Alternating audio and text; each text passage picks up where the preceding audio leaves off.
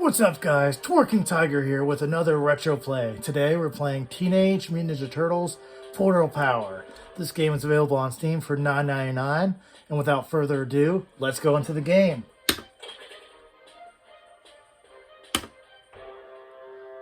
So this game is an iteration of the 2012 cartoon, which I hold in very high esteem. That show is almost as good, if not on the same level, of the original 1980s, 1990s cartoon. Just a great cartoon, 3D animated, that did the full gambit of everything Ninja Turtles. It was a very dark iteration at many times. Great show, highly recommend it.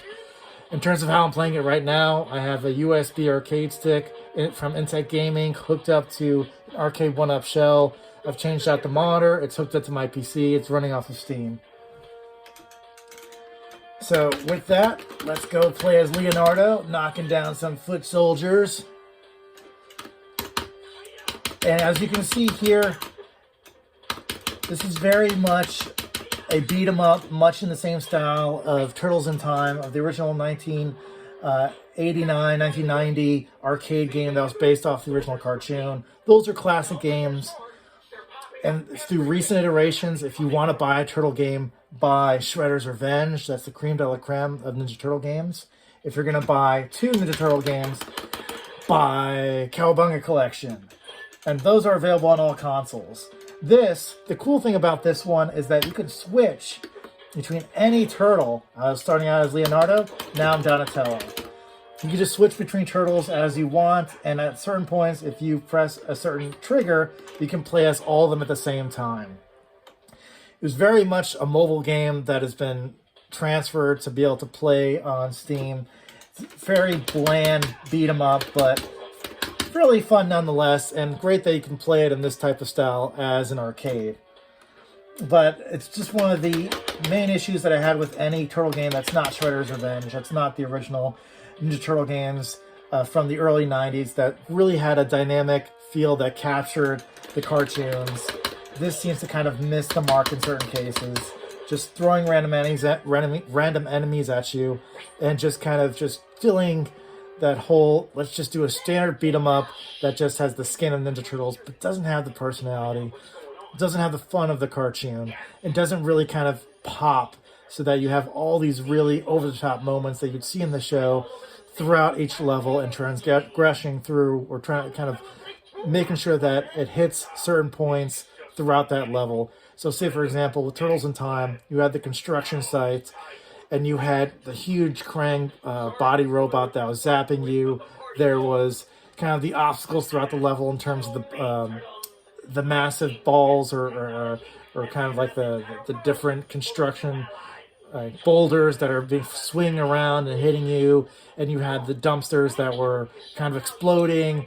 So there's all these different dynamic elements of the level that made that game pop, and that was everything that made those games great.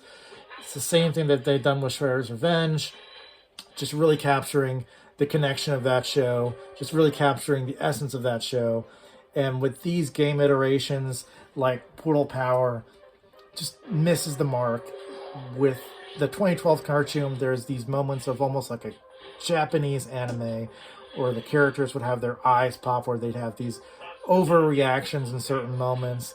And none of that's really captured here. The levels, even though the whole point of this is to jump between different trans-dimensions, as you can see here, you've got Baxter, Stockman, Bebop, and Rocksteady opening all these portals to different dimensions. Just kind of lacks that dynamic feel, that pop of the show, the essence of the show, the personality of the Turtles. It's missing from the show. It is just wave after wave of bland enemies, bland bosses. Now, the one thing I'd like to point out with this game is that you've got these different hub worlds. You've got a magma level, like a dinosaur type level, an ice level. And when you start out each one of these levels of these hubs, because there's multiple levels that make up a hub, you've got these trophies. And these trophies signify different costumes and abilities they can get with each one of these turtles. So when you start out a level, you can choose which turtle you want to start off as. And then when you've gotten these trophies for each level, it comes with all these costumes. And that makes this game different from all the other Turtle games, is the sheer amount of costumes and dynamic abilities that each one of these turtles has. It still doesn't really improve the gameplay so much. It's just kind of mostly cosmetic. There are some cooler abilities, like they'll shoot slime, or they'll zap, or they'll kind of do some type of like spinning move to kind of clear out an entire enemy wave. But some of these costumes look cool. And I do want to point out that you have the original 1980s Ninja Turtle here, right there. If you can see that, you have the original look, cartoon look of that character. And then you even have the original comic book, black and white, dark version of the Ninja Turtles that you can select. It's really neat to have that and play as that black and white turtle, but you have to work hard. You have to make sure you get those collectibles or do those different achievements to unlock those costumes. So that makes it different, sets it apart from the other turtle games. But otherwise, it is just your standard beat 'em up. But again, if you're looking for a turtle game, this is pretty much it. Besides, if you already own Shredder's Revenge, you've already beaten it, you've already owned the Cowabunga collection, you've already beaten that. This is the only accessible thing that you have as a Turtles game, where they're not just making an appearance on some other game. You have all 4 Turtles. This is a Ninja Turtles game. I'm going to trash the Mousers, and then we're going to go up and see what else is coming our way. But that's a quick look at Portal Power. If you got $10 lying around, you want to kind of blow some time, by all means, guys, check this game out. It's only $10, but otherwise, it's a skip if you have other beat-em-ups that you want to jump in and don't necessarily care so much about doing yet another Turtles game. But for those devotees, slap the $10 down, join Steam, download it, and just maybe blow a couple 5-10 minutes here and there to play this game. Otherwise, guys, that does it for me. Go Ninja, go Ninja, go. Until next time, like and subscribe to the channel and tell me what games you want me to play. Bye, guys.